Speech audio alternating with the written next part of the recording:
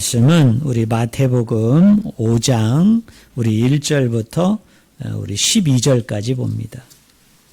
우리 마태복음 5장 우리 1절부터 12절까지입니다. 제가 가지고 있는 성경책은 신약성경 5쪽입니다. 신약성경 5쪽 마태복음 5장 1절부터 12절까지입니다. 제가 말씀을 읽습니다. 예수께서 무리를 보시고 산에 올라가 앉으시니 제자들이 나온지라 입을 열어 가르쳐 이르시되 심령이 가난한 자는 복이 있나니 천국이 그들의 것이며 애통하는 자는 복이 있나니 그들이 위로를 받을 것이며 온유한 자는 복이 있나니 그들이 땅을 기업으로 받을 것이며 의에 줄이고 목마른 자는 복이 있나니 그들이 배부를 것이며 긍휼히 여기는 자는 복이 있나니 그들이 긍휼히 여김을 받을 것이며 마음이 청결한 자는 복이 있나니 그들이 하나님을 볼 것이며 화평하게 하는 자는 복이 있나니 그들이 하나님의 아들이라 일컬음을 받을 것이며 의를 위하여 박해를 받는 자는 복이 있나니 천국이 그들의 것임이라. 나로 말미암아 너희를 욕하고 박해하고 거짓으로 너희를 거슬러 모든 악한 말을 할 때에는 너희에게 복이 있나니. 우리 12절 같이 읽겠습니다. 기뻐하고 즐거워하라. 하늘에서 너희의 상이 큼이라. 너희 전에 있던 선지자들도 이같이 박해하였느니라. 아멘. 우리가 마태복음을 이렇게 분류할 때 특별히 마태복음 5장서부터 7장을 뭐라고 부르느냐면 따라하겠습니다. 산상설교. 산상설교다. 그렇게 우리가 이름을 붙입니다. 물론 옛날에는 산상수훈이다. 이렇게 이름을 붙였는데요. 산상수훈보다는 산상설교라는 제목이 더 잘 어울린다. 저는 개인적으로 그렇게 생각합니다. 여러분, 이 5장부터 7장 안에 있는 산상설교 안에는요, 너무나 중요한 말씀들이 이 안에 포함되어 있습니다.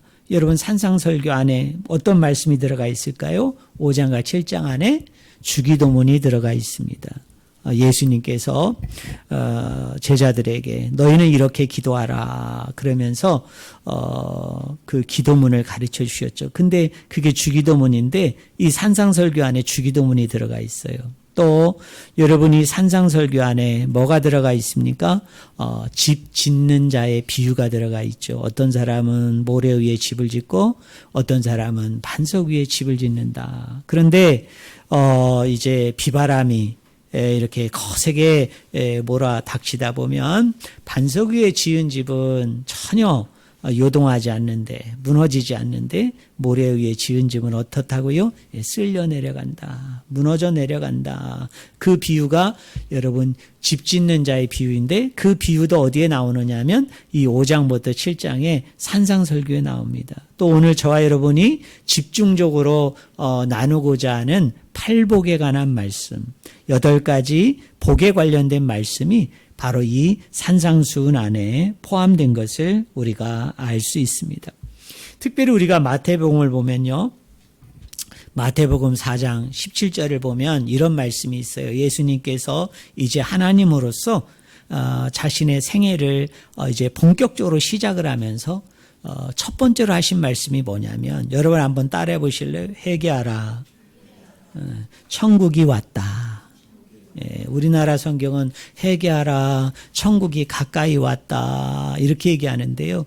그 번역은 되게 안타까운 번역이에요. 좀 부족한 번역이에요. 사실은 원문대로 그대로 번역하면 천국이 이미 왔다. 천국이 이미 도래했다. 천국이 이미 시작됐다. 이렇게 번역을 해야 됩니다. 왜 그럴까요? 그 천국은 누구이기 때문에? 예수 그리스도가 하나님 나라예요. 예수 그리스도가 천국입니다. 그래서 예수님으로 말미암아 이제 본격적으로 사역이 시작이 되면서 예수님 스스로가 뭐라고 얘기하느냐? 봐라, 천국이 이미 왔다.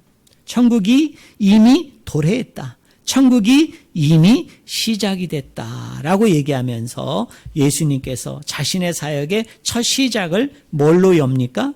하나님 나라의 시작으로. 하나님 나라의 복음을 선포하고 나누는 것으로 그의 사역이 시작이 됩니다. 우리가 살펴보지는 않겠습니다만 사도행전 1장 3절에 보면요, 예수님께서 부활하신 이후에 승천하실 때까지 이 땅에 며칠 있었다고 얘기하나요? 40일 동안 계셨다. 근데 예수님께서 부활하시고 승천하시기 전 이 40일 동안 사도행전을 기록한 누가는 뭐라고 얘기하느냐 하면 이 40일 동안 한번 따라해 보실래요? 하나님 나라의 복음을 열심히 말씀하셨다. 네. 그러니까 우리가 마태복음 4장 17절을 보거나 예수님의 사역의 시작, 예수님이 본격적으로 활동하기 시작하시면서 하신 말씀은 뭐예요? 천국이 도래했다. 천국이 이미 왔다. 천국이 시작되었다. 그러면서 예수님께서 계속적으로 마태복음을 보면은 계속적으로 하나님 나라와 관련된 사역을 왕성하게 행하십니다. 그런데 그거로도 부족하셨는지 예수님께서 부활하시고 승천하시는 그 짧은 40일 동안 열심히 뭐에 관해서 열심히 전파했다고요? 하나님 나라의 복음, 하나님 나라에 대해서 열심히 증거했다는 거예요. 그러면 우리는 이런 결론에 이르게 되어지죠. 예수님의 사역의 주된 핵심이 뭐냐? 예수님이 가르치고 예수님이 말씀하신 모든 말씀의 핵심, 메인 주제는 뭐입니까? 따라하겠습니다. 하나님 나라의 복음이다. 네, 하나님 나라의 복음이에요. 여러분, 하나님 나라입니다. 그걸 우리가 잘 기억해야 됩니다. 특별히 마태복음 4장 23절을 보면요, 마태라는 기자는 예수님께서 하나님 나라의 복음을 선포하는데, 하나님 나라의 복음을 말씀하는데 그 선포, 그 말씀이 세 가지의 형태로 이렇게 이루어진다고 얘기합니다. 한번 따라해 보실래요? 가르치고, 전파하고, 치료하셨다. 자, 예수님께서 하나님 나라의 복음으로 시작을 해서 어떤 의미에서는 하나님 나라의 복음으로 마치셨는데, 그 하나님 나라의 복음을 우리 예수 그리스도께서 구체적으로 어떻게 그것을 실행에 옮기셨는가, 행동에 옮기셨는가, 세 가지 모습이에요. 뭐라고요? 가르치고, 전파하고, 치료하셨다. 이렇게 얘기합니다. 그런데 놀라운 것은 마태복음 9장 35절을 보면 우리나라 개역성경은 4장 27절과 그리고 9장 여러분 35절을 비교해 보면 조금 다른 것으로 번역을 했어요. 그래서 이게 개역개정 성경으로 보면은 이 구분을 우리가 좀 찾아내는데 좀 어려움이 있어요. 그런데 원어 성경을 보면요, 4장 23절도 마찬가지고 9장 35절도 마찬가지고 이 내용이 그 세 개의 분사로 이루어진 세 개의 구절로 이렇게 나누어지는데 그 내용이 어떠느냐? 원어를 보니까 한 단어도 틀리지 않고 그 단어가 다 어떠느냐? 같은 단어로 이루어져 있어요. 이거를 예수님 당시의 제자들이, 특별히 복음서를 기록한 저자들이 주로 사용하는 그 기법이 있는데요. 그 사용하는 기법이 있는데 이게 뭐냐면 여러분 따라하겠습니다. 인클루지오. 인클루지오 구조예요. 이거를 우리나라 말로 옮기면 수미 쌍간법이다. 좀 더 쉬운 말로 얘기하면 샌드위치 기법이다. 여러분 샌드위치가 어떻게 되어 있습니까? 위에 빵과 아래의 빵 사이에 내용물이 들어가죠. 마찬가지. 이 수미쌍간 인클루지오 구조는 앞과 뒤를 같이 해요. 그래서 이 앞과 뒤를 같이 하는 내용은 뭐냐면 요 앞에서부터 시작을 해서 요 뒤에까지 이르는 중간에 있는 모든 내용이 다 이 앞과 뒤에서 같이 이야기하는 내용을 이야기하는 것이다. 그 주제를 이야기하는 것이다 라는 것을 알려주기 위해서 성경 기자들이 이 신약 성경에서 종종 자주 이용하는 방법이 뭐냐면 인클루지오 구조 수미 쌍간법이에요. 그러니까 이런 겁니다. 마태복음 4장 23절 그리고 마태복음 9장 35절이 같아요. 앞과 뒤가 같아요. 그러면 4장 23절부터 9장 25절까지의 중간에 있는 모든 내용들은 다 뭐에 대한 설명이라는 겁니까?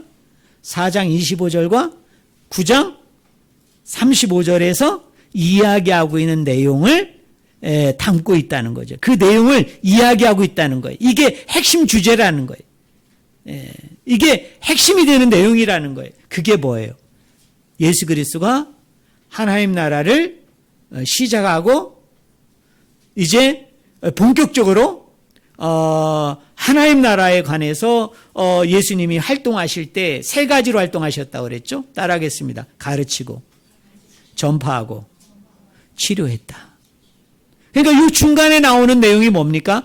예수 그리스도의 하나님 나라의 활동에 대해서 얘기하는 거예요. 가르친 이야기, 그리고 전파한 이야기, 치료한 이야기가 요 사이에 뭐입니까? 샌드위치 기법처럼 내용물이 여기에 기록이 되어진 거예요. 그래서 놀라운 것은 우리가 이 구조를 보면요, 이렇게 돼 있어요.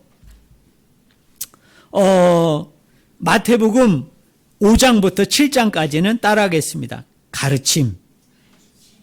아까 뭐라고 그랬어요? 인클루즈 구조에 세 가지가 있다고 그랬죠. 가르치고 전파하고 치료했다. 그러니까 5장부터 7장의 산상설교는 뭐냐면 하나님 나라 복음에 대한 가르침이에요.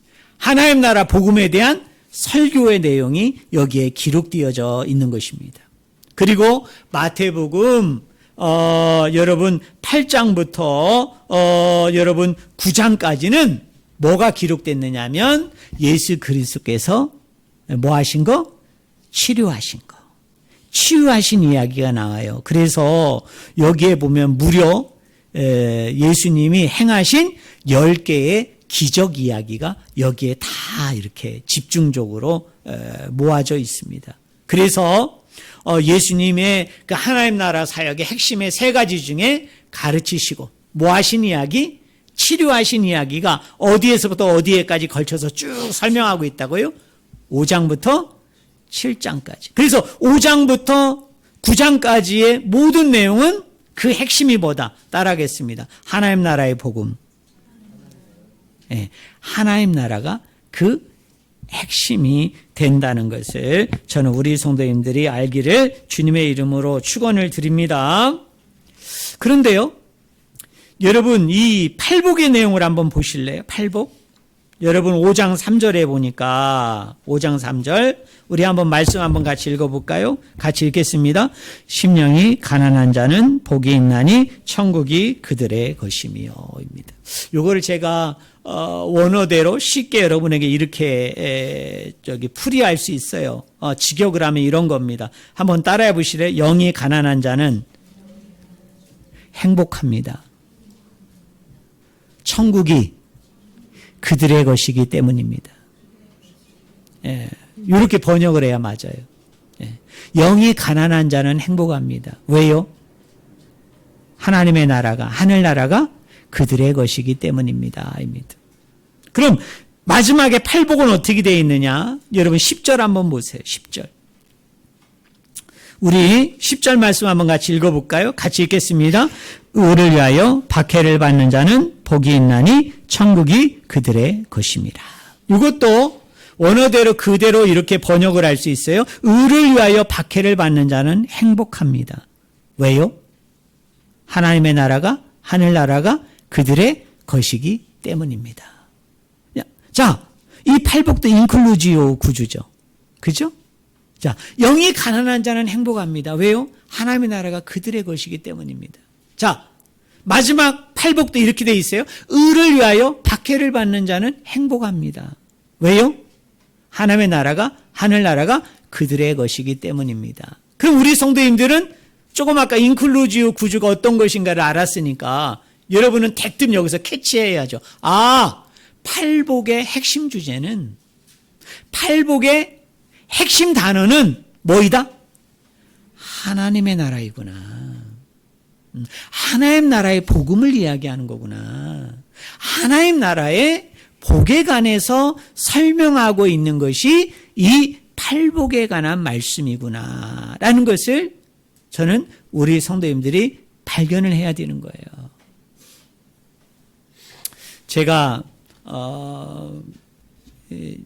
고등학교 때 제가 처음으로 이제 그 객지에 나와가지고 이제 교회를 갔는데 옛날 교회에서 그런 우리 그 교육부서 안에 교회학교 프로그램 중에 그런 게 많았어요. 뭐 어떤 프로그램이 많았어요? 성경 말씀 그 암송하기. 그래가지고 그때 제가 그것 때문에 지금도 물론 뭐 그때 말고 더 암송하는 구절도 있습니다만 그래도 제가 그 고등학교 때 열심히 외운 말씀이 지금도 잊어버리지 않고 제가 암송을 하거든요. 이제 대표적인 말씀이 요한복음 3장 16절 이런 거 암송했죠. 또 시편 23편 또 제가 고등부 회장이었기 때문에 제가 사회를 봐야 됐어요. 그래서 이제 그 예배를 시작하기 전에 이제 그 묵상을 할 때 꼭 하나의 말씀을 갖다가 그러니까 이렇게 한 장을 읽어줘야 되는 그런 예배 순서가 있어가지고 제가 시편 1편을 갖다가 계속 제가 순서일 때마다 읽다 보니까 제가 지금 시편 1편을 다 제가 외웁니다. 그리고 또 무슨 말씀을 외우라고 그랬느냐면 이 팔복을 외우라고 그랬어요. 그래서 저는 지금도 이 팔복의 말씀을 외워요. 그런데 제가 이 팔복의 말씀을 이렇게 열심히 제가 암송도 하고 외우기도 하고 또 즐겨 인용하기도 했지만 저는 이 팔복의 내용이 무엇인지를 잘 몰랐던 것 같아요. 그냥 복 받으라. 이런 복이 있다. 그런데 이런 복을 받으면 좋다. 그런 정도로 제가 그저 알고 깨닫는 가운데 이 팔복의 말씀을 계속 외웠던 것 같아요. 그러다가 제가 나중에 신학을 하면서 또 말씀을 제가 깊이 묵상하고 연구하면서 이 팔복에 관련된 이 모든 말씀이 결국은 하나님 나라의 복음을 이야기하는 거구나. 하나님 나라가 그 핵심 주제이고 그 핵심 내용이구나라는 것을 제가 나중에 발견한 것 같습니다. 근데요, 이 팔복의 내용 중에 다 중요하지만 그 핵심이 뭐냐? 그게 바로 첫 번째 나오는 복입니다. 여러분 5장 3절 우리 다시 한번 읽어볼까요? 5장 3절 우리 같이 읽겠습니다. 준비 시작. 심령이 가난한 자는 복이 있나니 천국이 그들의 것이며. 자, 저를 보세요. 영이 가난한 자는 행복합니다. 왜냐하면 하나님의 나라가 하늘나라가 그들의 것이기 때문입니다. 우리 한번 이런 생뚱맞은 질문을 한번 해볼까요? 이 첫 번째 복도 마찬가지고 또 두 번째, 세 번째에서 여덟 번째 복까지 우리가 쭉 이제 읽었는데요. 이 모든 복이 뭐뭐 하면 내가 너에게 복을 주겠다. 아니면 뭐뭐 해라. 그러면 내가 너에게 복을 줄 것이다. 이런 맥락일까요? 여러분 이런 내용일까요? 한번 들어보세요. 영이 가난한 자는 행복합니다. 왜냐하면 천국이 그들의 것이기 때문입니다. 하늘나라가 그들의 것이기 때문입니다. 하나님의 나라가 그들의 것이기 때문입니다. 어떠세요? 내가 뭘 해서? 내가 뭘 해야? 결국 이런 복을 얻게 된다. 이런 논조일까요? 지금 그 흐름, 그 내용들이 다 이런 식으로 되어 있을까요? 많은 분들은 이 팔복의 말씀을 그렇게 이해하고 그렇게 해석하고 그렇게 적용합니다. 내가 영이 가난해야 하나님의 나라를 받을 수 있다. 두 번째 복은 그거 아닙니까? 내가 애통해야 내가 위로를 받을 수 있다. 내가 온유해야 내가 땅을 기업으로 받을 수 있다. 내가 의에 줄이고 목말라야 내가 배부를 것이다. 내가 긍휼히 여겨야 내가 긍휼히 여김을 받고 내가 마음이 청결해야 하나님을 볼 것이고 내가 화평해야 그들이 하나님의 아들이라 일컬음을 받을 것이고 내가 의를 위해서 박해를 받아야 내가 천국을 소유하게 될 것이다. 하나님의 나라, 하늘나라를 받게 되어질 것이다. 여러분 이런 뉘앙스일까요? 이런 흐름일까요? 여기에서 심각한 문제 중에 하나는 뭐냐면 이런 거예요. 이게 만약에 하나님 나라가 이 팔복의 핵심이라면, 이 팔복의 메인 주제라면, 지금 예수님께서 자기를 따르고 있는 제자들과 무리들에게 이렇게 얘기하는 겁니까? 너희는 아직 하나님의 나라의 복을 받지 않았어. 너희에게는 아직 하나님 나라의 복이 없어. 그러니 첫 번째 복, 너희가 영에 가난해야만, 영적으로 가난해져야만 이제야 비로소 너희가 하나님 나라의 복을 받는 거야. 너희가 이제 비로소 하나님 나라의 복을 소유하는 것이야. 그러니 너희가 영적으로 가난해야 돼. 이 이야기일까요? 이게 잘못된 적용이에요. 이게 잘못된 해석인 것을 저는 우리 성도님들이 오늘 이 시간에 알았으면 좋겠어요.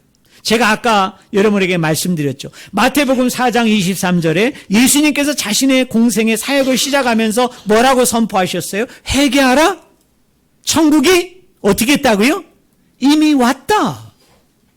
이미 도래했다. 이미 시작했다는 거예요. 누구와 함께? 예수 그리스도의 오심과 함께. 예수 그리스도가 오시는 그거와 같이, 똑같이 이미 하나님의 나라는 그리스도를 따르는 사람들, 그리스도를 지금 쫓아다니는, 그리고 그리스도를 믿는 이 사람들에게 이미 아버지의 나라가, 하나님의 나라가 이미 그들 안에 이미 뭐 했다고 얘기해요? 이미 왔다. 이미 도래했다. 이미 시작했다는 거예요. 시간적인 순서로 얘기하면 마태복음 4장 17절과 마태복음 5장의 사건은 어때요? 시간의 차이가 있죠.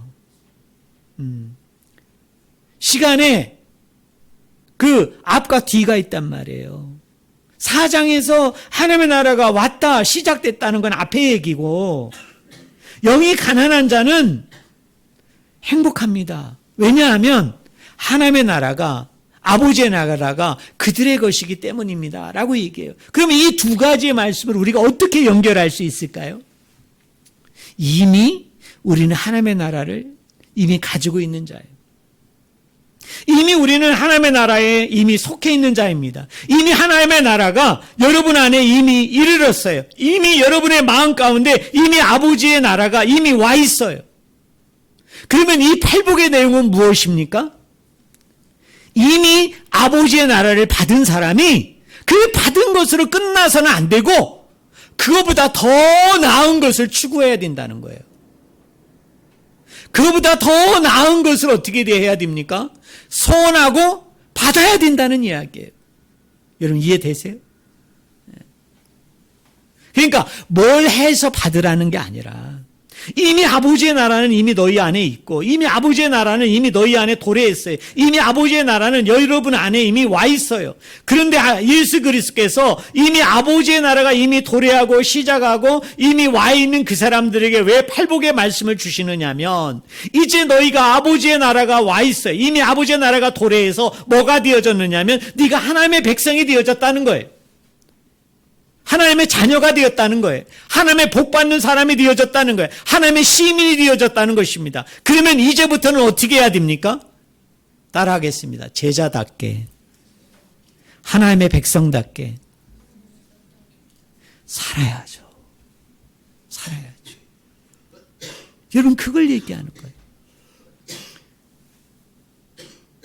뭐를 해서, 뭐를 했기 때문에 이런 복을 받는다는 뉘앙스가 아니라 이미 너희는 이미 하나님 나라가 이미 임했어요. 하나님 나라가 이미 시작됐어요. 하나님 나라가 이미 도래했어요. 그래서 이미 하나님 나라의 백성이 된 거예요. 하나님의 자녀가 된 거예요. 그러면 이제 제자답게, 백성답게, 하나님의 아들과 딸답게 어떻게 하라고요? 천국 시민으로서, 하나님의 통치를 받는 사람으로서, 하나님의 다스림을 받는 사람으로서 온전하고 완전한 삶을 살아내라. 그 이야기가 뭐예요? 그게 팔복이에요. 근데 여러분, 우리가 마태복음 5장 여러분 3절부터 12절을 보면요, 여러분 팔복이 아니라 구복이에요. 구복.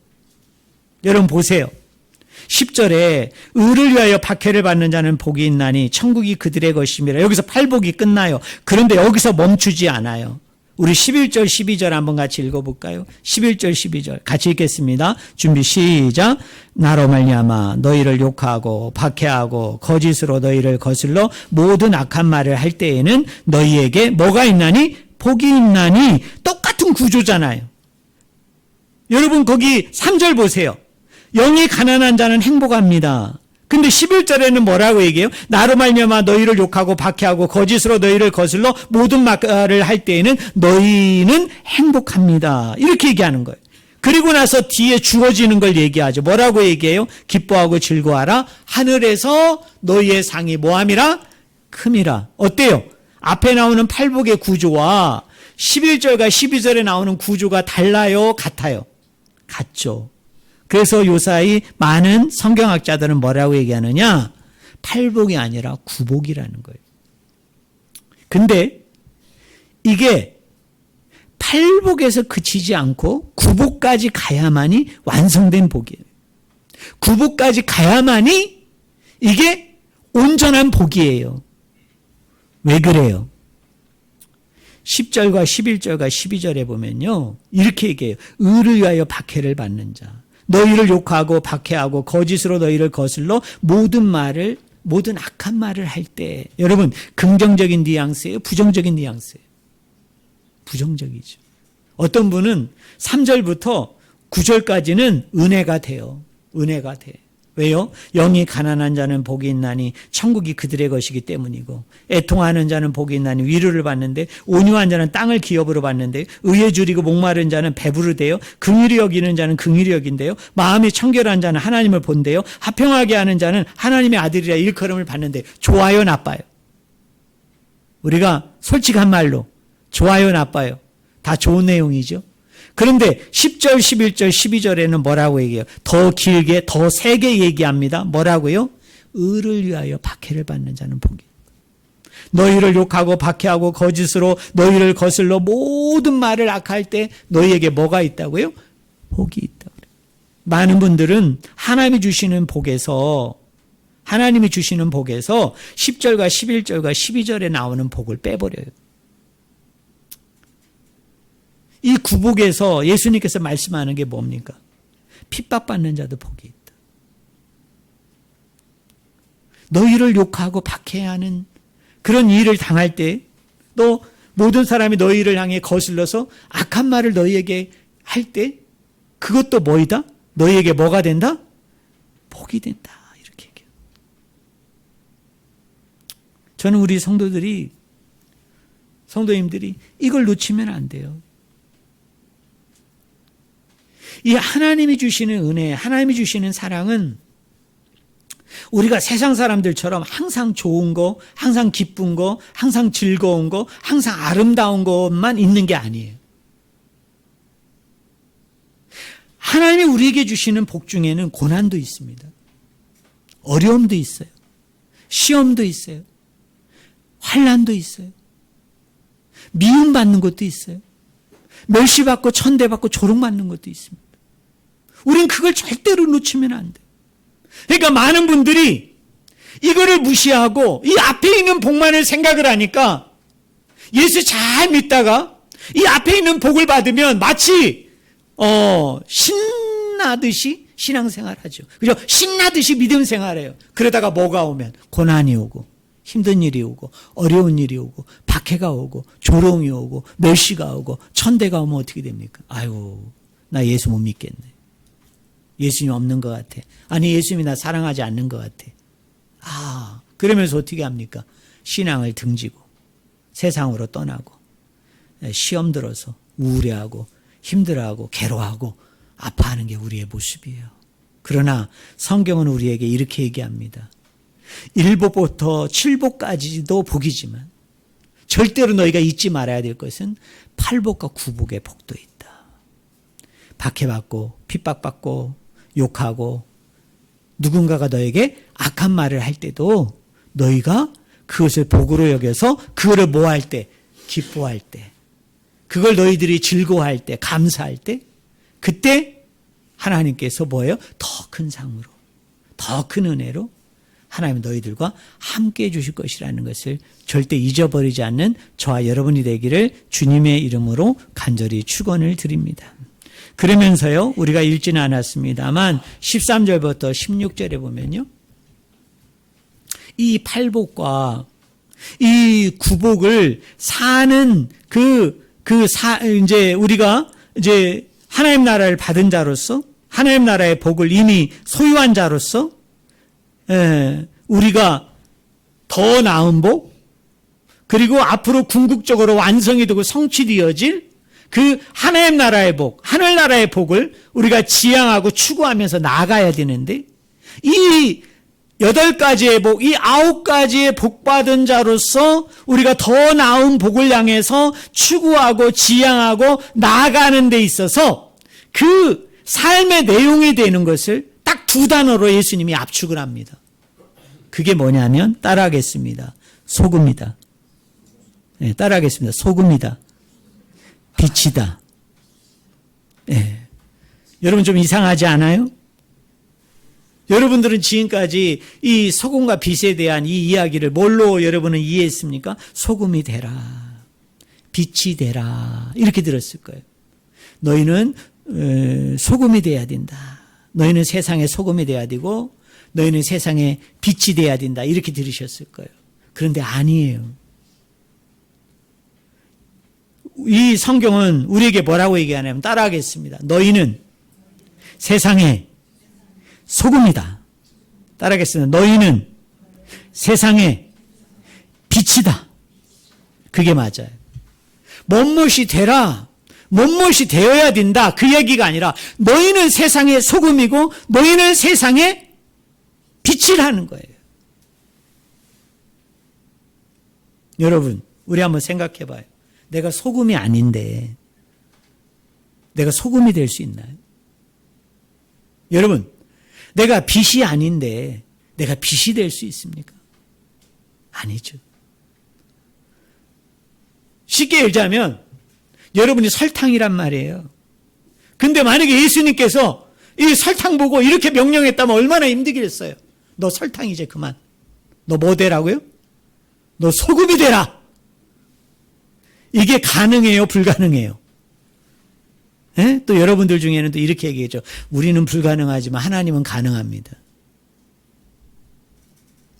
근데 여기서 소금이다, 빛이다 라고 얘기했을 때 우리에게 그렇게 얘기하는 뉘앙스가 아니라는 거예요. 너는 소금이 아닌데 소금이 되고, 너는 빛이 아닌데 너는 빛이 되라. 이거는 어떤 의미에서 너무 어려운 거죠. 너무 힘든 명령이죠. 제가 아까 예를 들은 것처럼 하나님만이 하실 수 있죠. 예수님만이 하실 수 있어요. 물론 설탕이 소금 되고 그 다음에 어두움이 빛이 되게 하는 거는 하나님이 할 수 있죠. 예수님이 할 수 있죠. 성령이 할 수 있죠. 그러나 저와 여러분들에게 만약에 그 명령이 떨어졌다면 여러분 그렇게 할 수 있겠어요? 내가 소금이 아닌데 우리 하나님이 저와 여러분에게 명령합니다. 너 소금 돼. 내가 빛이 아닌데 하나님이 나타나셔가지고 너 빛이 돼야 돼. 얼마나 힘들겠어요. 내가 하나님도 아닌데, 예수님도 아니고 성령님도 아닌데 여러분 그게 얼마나 힘들겠어요. 그래서 우리 예수님께서는 아예 이렇게 얘기하는 거예요. 따라하겠습니다. 세상의 소금이다. 세상의 빛이다. 누가요? 내가 소금이에요. 내가 빛이에요. 그런 사람이 소금의 삶을 사는 것은 그래도 쉽죠. 빛인 사람이 빛의 삶을 사는 것은 그래도 쉽죠. 물론 이것도 어렵죠. 이게 쉬운 게 아니에요. 우리나라 성경은 13절에 세상의 소금이니 이렇게 번역을 했는데, 여기 나오는 세상과 14절에 세상의 빛이라 라고 얘기할 때 여기 나오는 세상이 다른 단어예요. 죄송합니다만 이 13절에 나오는 세상의 소금이니 라고 얘기할 때 세상이 헬라어로 뭐냐면 개예요. 개. 이건 무슨 뜻이냐면 땅이란 뜻이에요. 땅. 그래서 세상의 소금이니 이렇게 번역하면 안 돼요. 뭐라고 번역해야 되냐면, 따라하겠습니다. 땅의 소금이니. 여러분이 뭐의 소금이라고요? 땅의 소금이에요. 그리고 여러분 14절에 여기 세상의 빛이라라고 얘기할 때 이 세상은 코스모스예요. 이 코스모스는 어떤 의미를 가지고 있습니까? 우주의 공간까지도 다 포함한 이 하나님이 만드신 이 전체의 세계를 이야기할 때 그 단어가 뭐냐면 코스모스예요. 그래서 그게 세상으로 번역을 해도 맞아요. 하지만 앞에 있는 단어와 뒤에 있는 단어가 다른데 이 성경을 번역하신 분이 좀 이상한 분이에요. 왜냐하면 단어가 틀린데 한국말은 어때요? 세상 그러니까 똑같이 세상의 소금, 세상의 빛이라고 된 거예요. 근데 정확한 번역은 뭡니까? 땅의 소금이고 우리는 세상의 뭐예요? 빛이에요. 근데 여러분 한번 제가 여러분에게 질문해 볼게요. 자, 세상의 소금이다. 이거는 예수님께서 저와 여러분에게 뭘 말씀하는 걸까요? 여태까지 우리 한국교회는 이 땅의 소금이라고 얘기할 때 제가 원문대로 얘기할게요. 땅의 소금이라고 얘기할 때 소금을 뭐를 가지고 우리가 설명을 많이 했습니까? 소금이 가지고 있는 역할에 대해서 우리는 집중해서 설명을 했죠. 소금이 가지고 있는 역할, 그 중에 하나가 뭐예요? 우리가 여러 가지를 얘기해도 되는데 많이 들어본 거 뭡니까? 부패를 방지한다. 썩는 거를 방지한다. 근데요, 아무리 눈을 씻고 찾아봐도 여러분 13절부터 16절에 그런 말은 없어요. 그와 유사한 것도 없어요. 그러면 여기서 세상의 소금이라고 얘기할 때 이 소금이 가지고 있는 특징이 뭐예요? 거기 13절에 보니까 따라하겠습니다. 짠맛이죠. 짠맛. 그게 핵심이죠. 여러분 13절 잘 보세요.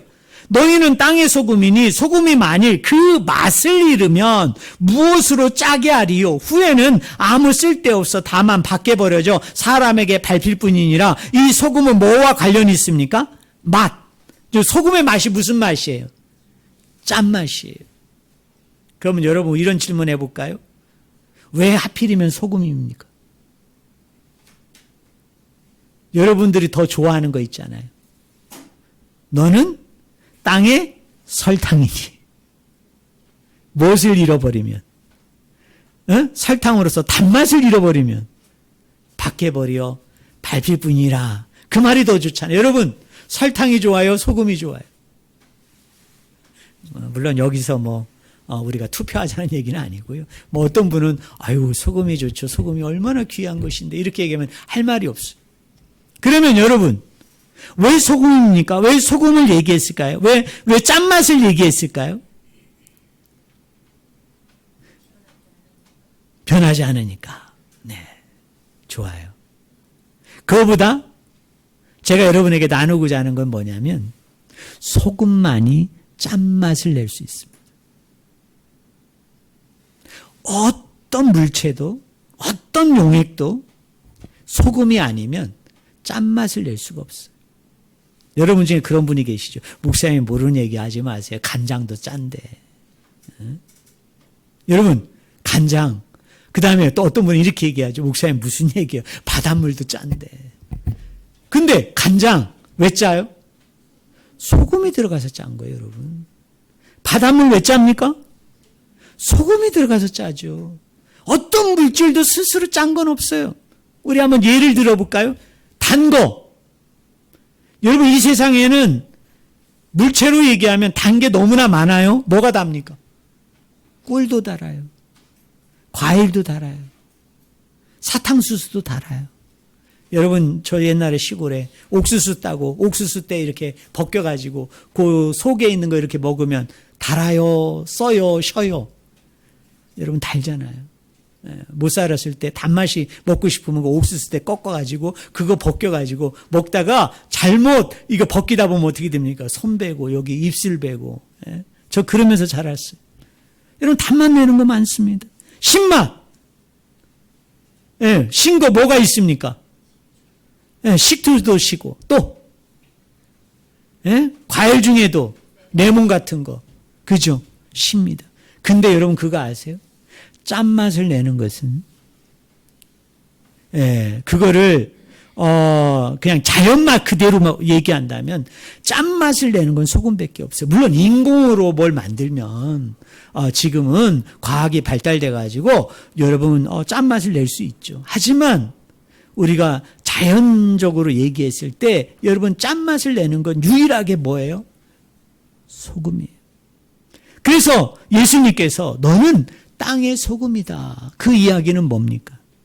하나님 나라의 삶은 하나님 나라 백성이 무엇이고 어떤 것인가를 드러내 보이고 나타내는 것은 누가 따라할 수 있는 게 아니에요.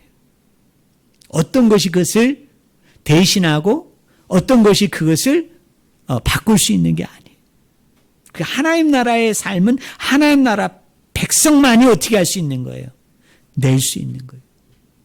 마치 소금이 다른 많은 물체들이 있지만 이 소금만이 유일하게 짠맛을 내는 것처럼 이 하나님 나라의 복을 받은 사람들이 이 하나님 나라의 복을 이미 소유하고 있는 사람들이 더 완성되고 더 완전한 복을 추구하면서 그것을 바라보면서 나가면서 하나님 백성으로서의 구별되고 성별되고 거룩한 삶을 살아야 되는데 제자로서의 구별되고 성별되고 그들만의 특징 지어지는 독특한 삶을 살아야 되는데 그것은 어떤 사람도 따라할 수 없는 그들만의 삶이기 때문에 그것을 드러내 보이고 나타내 보이면서 살아야 된다는 얘기가 뭐예요?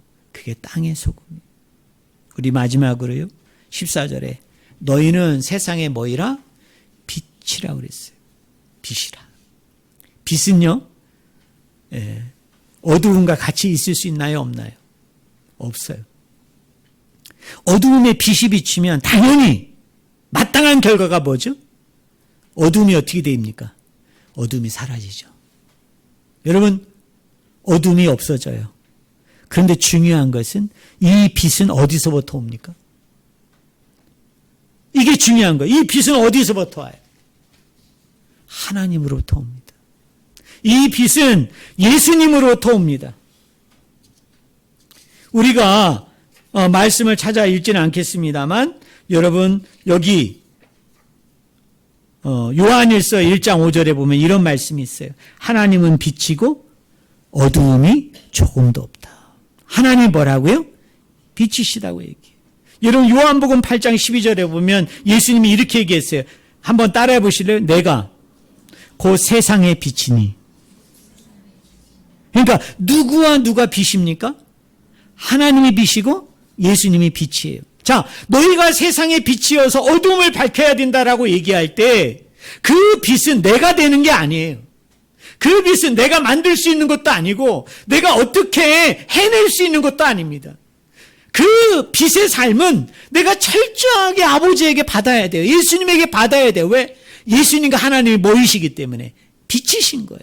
그래서 그 빛을 내가 받아서 그 빛을 다른 사람들에게 뭐하는 삶을 살라는 거예요? 비추는 삶을 살라는 거예요. 그러기 위해서는 어떻게 돼야 됩니까?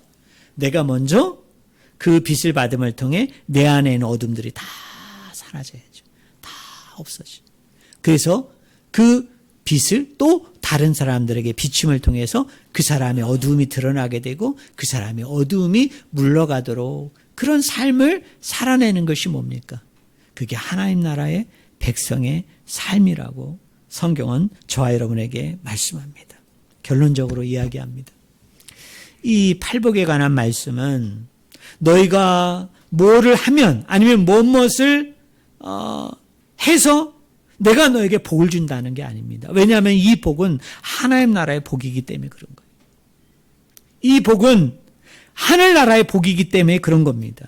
이미 그리스도께서 오심을 통해서 이미 그 하나님 나라의 복이 우리에게 임했어요. 이미 그 하나님 나라의 복이 저와 여러분들 가운데 이미 함께하고 있는 줄로 믿습니다. 그럼 우리는 어떻게 해야 됩니까?